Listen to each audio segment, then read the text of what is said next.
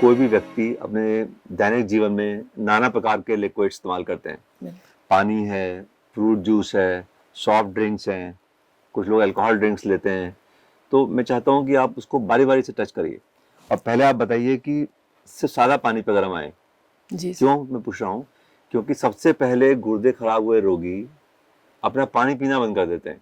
बिल्कुल वो सोचते हैं पानी हमें कम पीना चाहिए क्योंकि हमारा यूरिन कम बन रहा है जी और पानी ज़्यादा पिएंगे तो हमारे शरीर में पानी बढ़ जाएगा, हमारी सांस फूलेगी, हमें सूजन आ जाएगी।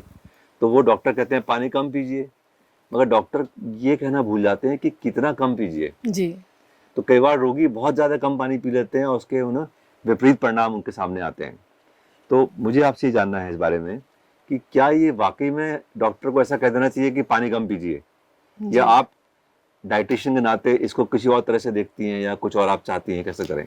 जी पानी और दूसरे तरल पदार्थ जिनको हम बेवरेजेस कहते हैं, उनका पूरा वॉल्यूम जो है, कितनी पेशाब हो रही है उस पर डिपेंड करता है, तब तक जब तक कि शरीर में सूजन नहीं है।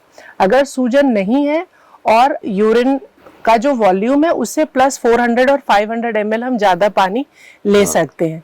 लेकिन अगर सूजन है तो फिर आपको डॉक्टर से सलाह लेना चाहिए कि उन्हें कितना पानी पीना है। आपने बिल्कुल ठीक बात कही।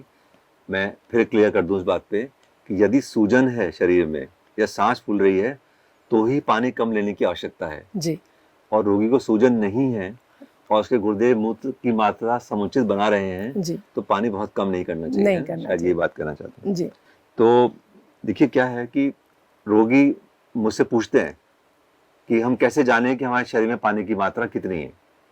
इसको हम कहते हैं हाइड्रेशन स्टेटस। तो मेरा हाइड्रेशन स्टेटस कैसा है? तो मैं अगर आपको शरीर में पानी कम है तो आपको कुछ लक्षण आने लगेंगे। जैसे क्या?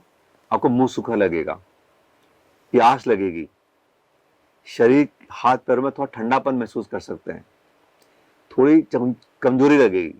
जब खड़े होंगे तो आपको लगेगा मुझे जैसे चक्कर आया। जो भी आप मूत्र पास करते हैं वो थोड़ा गाढ़ा कॉन्सेंट्रेटेड निकलेगा। तो ये लक्षण देख के आपको संदेह हो सकता है कि मेरे शरीर में पानी ज्यादा कम हो गया है, मुझे ज्यादा कम करने की जरूरत नहीं है। जी है ना? और आप कैसे करें ना, एक और टेस्ट होता है जिसको कहते हैं हम लोग स्किन टर्जर। हर रोगी खुद जान सकता है शरीर में पानी कितना है। तो अपने स्किन को ऐसे पिंच करिए, उठाइए और छोड़ दीजिए। अगर वो तुरंत वापस चली गई तो आपका हाइड्रेशन स्टेटस ठीक है जी और अगर वो धीरे धीरे धीरे स्किन वापस जा रही है तो गड़बड़ है। जी है ना? जी ऐसे ये जो नाखून है हमारे, इसको दबाइए, इतना दबाइए कि सफेद हो जाए और जब ये सफेद हो जाए तो छोड़ दीजिए।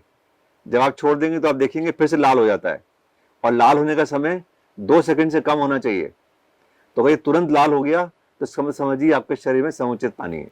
गुर्दा रोगियों के शरीर में पानी कम नहीं करना चाहते हैं हम पानी समुचित मात्रा में रखना चाहते हैं, ज्यादा नहीं चाहते हैं। बस अधिक नहीं होना चाहिए, कम भी नहीं होना चाहिए। जी बिल्कुल जितना आवश्यक है उतना होना चाहिए। जी तो पानी के अतिरिक्त दूसरा जो लिक्विड लेते हैं, अब हम उसमें बात करते हैं।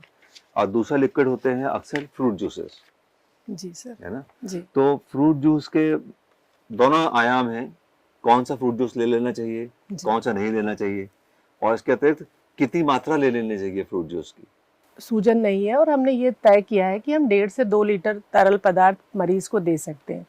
तो उसमें जो ड्रिंकिंग वाटर है वो करीब 1 से 1.25 लीटर हो सकता है, जिसको हम मोटे तौर पे देखें तो 4 से 5 ग्लास होता है। रेस्ट जो वॉल्यूम बचा है वो हम बेवरेजेस के लिए छोड़ते हैं। जो किडनी से संबंधित रोगी हैं उनको जूस लेने की सलाह नहीं दी जाती, केवल वॉल्यूम की वजह से नहीं, बल्कि जूसेस जो है वो पोटेशियम के सोर्स है और पोटेशियम टॉक्सिसिटी बहुत कॉमन है, जिसको हम अभी आगे चर्चा करने वाले हैं। तो जूस के अतिरिक्त सर जो बेवरेजेस हम ले सकते हैं। चाय कॉफी के बारे में क्या ख्याल है? मैं वही कह रही थी, अगर जैसे चाय कॉफी, लाइट टी कॉफी आराम से ली जा सकती है। जैसे कि मैंने कहा कि हम जो बचा हुआ वॉल्यूम है उसको चाय कॉफी दूध, ये वॉल्यूम वाली चीजें हम उसमें शामिल कर सकते हैं। सॉफ्ट ड्रिंक्स जैसे लोग लेते रहते हैं, कोला ड्रिंक्स है या बाजार के बने ड्रिंक्स आते हैं, सर वो भी मना होते हैं, क्योंकि 2 चीज़ों की वजह से। एक तो उसमें सोडियम है जो कि हिडन है, जो कि प्रोग्रेशन को बढ़ाता है और शरीर में पानी को रोकता है। इसके अतिरिक्त इसमें फॉस्फोरिक एसिड होता है जो कि अगेन फास्फोरस टॉक्सिसिटी करता है और इससे हड्डियां कमजोर होती हैं। तो और कोल्ड ड्रिंक्स सॉफ्ट ड्रिंक्स ज्यादा खतरनाक मना है इसका है मतलब। जी, मना है जी। और कुछ लोग कहते हैं कोकोनट वाटर पियेंगे। सर कोकोनट वाटर के साथ भी सेम प्रॉब्लम है कि ये पोटेशियम का अच्छा सोर्स है और किडनी के मरीज पोटेशियम नहीं ले सकते ज़्यादा, इसलिए उनके लिए नारियल पानी उतना स्वास्थ्यकर नहीं है। और मट्ठा मट्ठा ले सकते हैं, मट्ठा ले सकते हैं सर, लेकिन जितना अगर वॉल्यूम आपको अलाउ करता है, इसलिए क्योंकि किडनी के मरीजों में तरल पदार्थों का वॉल्यूम मैनेज करना होता है। अगर आपका यूरिन अच्छे तरीके से हो रहा है तो मट्ठा आपको बिल्कुल नुकसान नहीं करेगा, लेकिन यदि डॉक्टरी सलाह है कि आपको वॉल्यूम कम करना है तो फिर आप उसकी जगह मट्ठे की जगह आप गाढ़ा दही लीजिए तो ज़्यादा अच्छा है।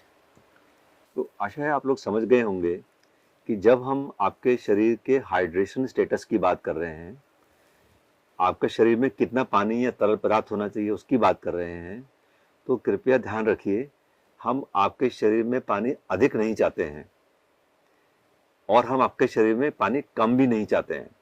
तो एक बैलेंस रखना बहुत ज़रूरी है। आशा है आपको इस बारे में जानकारी मिली होगी।